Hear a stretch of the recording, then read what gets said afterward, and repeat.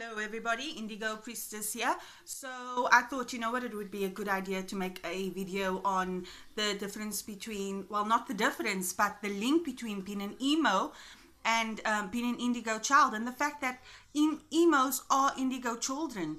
Okay, if you don't know what an indigo child is a gifted soul. They have a lot of creativity, they have a lot of intelligence and a sense of a mission, and they here because to fulfill that mission. Okay, so that was just a short idea, example of what an indigo is. And basically indigo children have an indigo aura around them. Indigos are born from the year 1979 all the way up till now, and they are continually being born, and this is to empower people in this time, on this plane. Okay, indigos have lived many lives. A lot of them are like 17, and they are souls of 70-year-olds. They are all souls. They are intelligent. They know more. They can give advice to older people, because wisdom doesn't come with age. With age. It comes with experience. Okay, so basically, to outsiders, when it comes to emos, it seems to be an overt emphasis on angst and self-harm, sadness and depression, and black clothing with cartoonish horror imageries on it. And it's also associated with the scene of being an emo, as most counterculture movements, tattoos and piercing are actually linked with being an emo. Okay, so in my opinion, being an emo is a culture where you can truly feel that you belong. Yes, you look different, and the difference is because of your dress code, and people think you are oversensitive and extremely unstable, and they think that maybe you think you have superpowers, and you think, yes, I do, I am an empath, and work at a much higher frequency on a conscious level than you do. And most emos probably do think they have superpowers, but this is because they actually do. Okay, they're gifted. They run at a higher frequency, and they see the world for what it is. So emos, they look at the world differently than you do, because they are special. It doesn't mean you're not special. I'm just trying to explain what an emo is and my observation that I've made. Okay, so I've been observing, like I said, emo children for a while now. Okay, that sounds really fucking creepy, but don't worry, it's really not like that.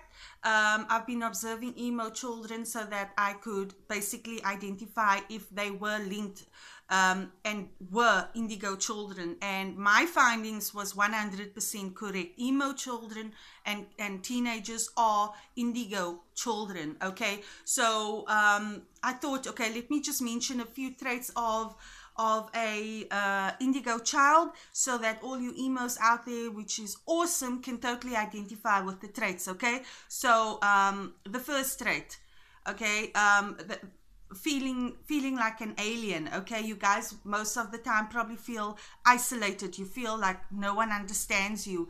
Okay, first of all indigo people feel different, not just normal different, but very, very, very different. They see the world for what it is, and often feel confused, that no one else can see just how messed up the world system is, because they see the matrix. Everybody else live within the matrix. Okay, so yes, they do feel alienated sometimes. So you'll see emos most of the time hang out together. This is why. Number two, anger issues. Okay, it's not that they psycho or anything like that. Sometimes they're more angry than your average person. So this is because the power of the indigo lies in his or her soul. Okay, so which lies underneath their external personalities. And this means that they go through the same process of waking up to their essence as other people do, although generally at a more accelerated pace. Okay, and during this time, they often go through some pretty rough times and can fall into chronic negative emotions. Okay, this is quite often with emos as well. They normally get really depressed. Their self-esteem is not a negative thing, but when subjected to the standard of the standard anti-self-esteem processing of our industrial world. I'm sure you guys all know what I'm talking about. Industrial culture, where children are taught that they are powerless and more dependent, that their energy can be sucked from them. Indigos often react strongly. They know that they are worth more than that. They are worth more than what they are told they are worth. Okay, and this can lead to anger in most emo children as well. So high self-esteem is also one of the traits of an indigo child. Indigos, at least deep down, understand themselves to be powerful and highly valuable. They see through the lie that people are not that. They are not who they say they are. They are basically their self-esteem is really low. And indigos can see this. They can sometimes feel emotions like low self-esteem, shame, self-hatred, and so on. But the proof is in the pudding. And when it comes to the crunch, indigos are really willing to settle being talked down or being made part of a machine. Okay, that's really pretty darn awesome, because I notice emos are like that as well. Indigo children, they see through the lies. Indigos see things as they really are. According to some, this would be because they currently developing the energy center of the third eye. The third eye is developing, and every day that goes by, the third eye of indigo child grows. This happens with the emo as well. I know this might sound crazy. This is my findings. Okay, indigo children hate structure. Okay, if they had their way, they will break down all structure. I've noticed this with emos as well. They cannot abide to rules or laws because they know what is the point of it. So because of this, indigos really accept anything that has not been explained to them. They don't like to do things just because everyone else does, or because someone else told them to. I can totally relate to that as well. I hate to be told. I hate somebody to tell me what to do, and I don't know why the hell should I do it. This is going to serve no purpose to me or to everyone around me, and I'm going to do what I want to do. Okay, so that was one of the things about an indigo child, and I'm sure you emos out there can totally relate to that. Number 6, no, I wasn't actually calling out numbers, guys. I really suck at structure. That is why I normally just leave numbers out. But yeah, they have a sense of mission. Indigos have come here to make a change, and deep in their soul, they feel that they have huge energy and huge creativity, as well as intelligence. And these things, they want to express this. So when they feel trapped in by the limits that the world presents to them, or to basically they feel trapped and they can't express it, this can result in some serious depression. Okay, basically the world doesn't accept what they enjoy, and that is why I'm sure you heard most emos, they will admit that they went through depression and they maybe cut themselves. This is because you guys have a sense of mission, and you need to dig deep just to find out what that mission is that you need to fulfill. And I can assure you that depression will slowly disappear. Okay, so don't feel like you are alone. There are many indigos out there and emo kids, okay, that experience this. Another one that indigos experience is loners. They are loners. They the subject of lonerhood has been touched upon, but it needed to basically it needed to be discussed in much more in depth, okay, than what I'm about to discuss now to you guys. Sorry, I'm all over the place here. So most indigos are loners. When they don't find other indigos to be with, they are usually yeah, quite alone, withdrawn, not with the party but outside the party.